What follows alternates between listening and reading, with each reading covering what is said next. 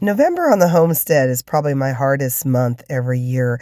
And I think a lot of it is we're running down to the winter solstice in, the middle of December. And for me, that lack of light, when by the end of November, the sun is setting at 4:21 in the afternoon, it doesn't really leave you with a long time to want to go out and work. It's also a very cold month for us and usually not a very wet month. So you get that combination of where you do go out and do some work in the greenhouse, but you're just not inclined to stay out there for 4 or 5, 6 hours a day.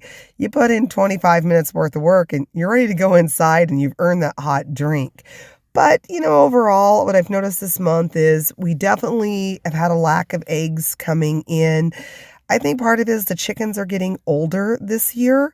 We're probably going to have to start, a good 15, 20 new chickens in the spring. But that's okay. They can live their lives out just the way they're meant to live. And if they don't give us a lot of eggs until spring, that's also okay. They need to rest as well. But before the big freezes that we had in November, I was still picking a lot of flowers for medicinal use, and those have been dried and tucked away for the year.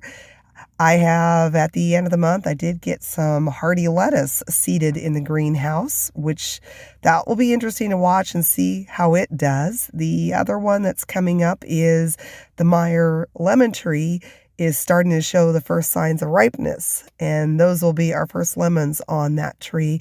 We've also got some key limes coming up as well, and they'll come ripe around the new year, maybe into January, February or so.